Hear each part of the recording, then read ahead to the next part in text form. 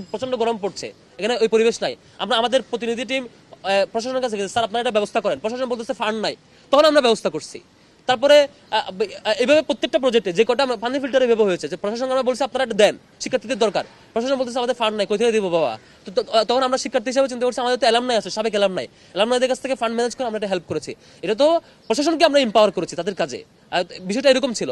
এখন যদি শিক্ষার্থীরা না চায় আমরা দিব না। অলওয়েজ আমরা শিক্ষার্থীদের পালসের প্রতি, শিক্ষার্থীদের সিদ্ধান্তের প্রতি আমরা কমিটেড।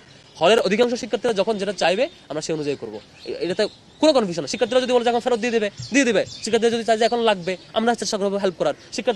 শিক্ষার্থীরা যদি চাই তাদের লাগবে না, তাহলে আমরা এই কাজে এঙ্গেজ হবো না। শিক্ষার্থীরা যে কাজে যেভাবে এঙ্গেজমেন্ট চাইবে সেটা। তবে এখানে কোনো দলীয় এজেন্ডা বাস্তবায়ন করার জন্য কেউ যদি একক বিরোধিতা করে, সেটাকে আমরা শিক্ষার্থী হিসেবে বিবেচনা করবো না। শিক্ষার্থীদের সমন্বিত সাধারণ সভায় যখন শিক্ষার্থীরা যখন যেটা চাইবে পাশ হয়ে আসবে, সেটাই আমরা রেসপেক্ট করবো। ডাকসু নিয়ে কোনো আশঙ্কা আমি দেখছি না।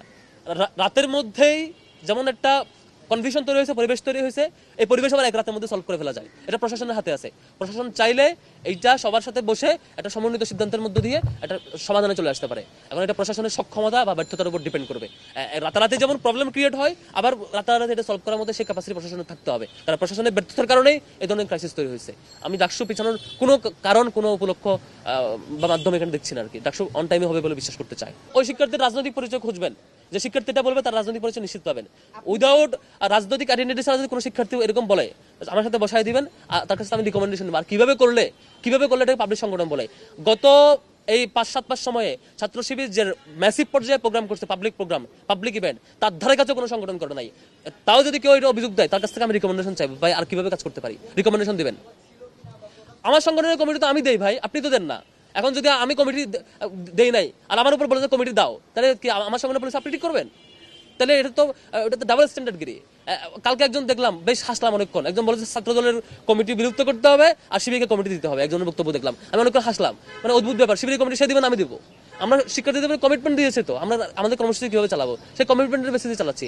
কারো বাইরের মানে ফেব্রিকেটেড প্রস্তাবনা, কারো হচ্ছে সাজানো গুছানো প্রস্তাবনা, উদ্দেশ্য প্রণোদিত কথার ভিত্তিতে শিবির চলে না। শিবির তার দলীয় নির্দিষ্ট প্রিন্সিপালের ভিত্তিতে ছাত্র শিবির চলবে এবং সেই কমিটমেন্টের অনুযায়ী শিবির চলছে আর কি। আমাদের রিকমেন্ডেশন ছিল রাজনৈতিক সংগঠনগুলোর প্রতিনিধিরা তাদের হলে থাকবে আবাসিক শিক্ষার্থী হিসেবে, তার রাজনৈতিক পরিচয় কোনো ধরনের ফেভার পাওয়া কিংবা কোনো ধরনের চাপের মুখোমুখি হওয়ার কারণ হবে না। তার রাজনৈতিক পরিচয়, সে তার মতামত প্রকাশ করতে পারবে, পলিটিক্যাল প্র্যাকটিসগুলো বিশ্ববিদ্যালয়ে এরিয়া কেন্দ্রিক করবে। এটা আগেও বলেছিলাম আমরা। কিন্তু কালকের যে ঘোষণা, শব্দ চয়নের কোনো সংজ্ঞায়ন ক্লিয়ার না। রাজনীতি নিষিদ্ধ বলতে কি মিন করছেন তিনি? ওই ব্যক্তি হলে থাকতে পারবে কিনা, কি কাজ করতে পারবে, কি কাজ করতে পারবে না, ক্লিয়ার কোনো ঘোষণা আসে নাই। সেদিক থেকে আমরা এটা মানে ফিডব্যাক দেওয়াটা কঠিন আর কি। বিশ্ববিদ্যালয় যদি একটা ফিক্সড ঘোষণা দেন সংজ্ঞায়ন সাপেক্ষে, তাহলে আমরা এটা ফিডব্যাক দিতে পারবো। আমরা ইসলামী ছাত্র শিবির সাধারণত আমাদের যে কোনো জিনিস নিয়মতান্ত্রিক হইতে ফলো করি। আমরা যদি কোনো প্রতিবাদ জানাতে হয়, সেটা শিবিরের বাইনে ব্যানারে মিছিল করব। আর আমাদের যদি কোনো কিছু মানে রিকমেন্ড করতে হয়, আমরা সেই রিকমেন্ডেশনটা আমরা ইউনিভার্সিটি প্রশাসনকে রিকমেন্ড করি। এর আগেও করেছি। এই যে হলে আবাসিক এরিয়ার রাজনীতি থাকা না থাকা ইস্যুতে আমরা রিকমেন্ডেশনটা আমরা এর আগেও বহুবার করেছি বিশ্ববিদ্যালয় প্রশাসনকে। আমি শেষ করি ভাই। গতকালকে আপনারা দেখেছেন যে একটা হলে শিবিরের পক্ষ থেকে দেওয়া পানির ফিল্টার ভাঙচুর চালাইছে। তার মানে কি এটা আমরা চালাইছি?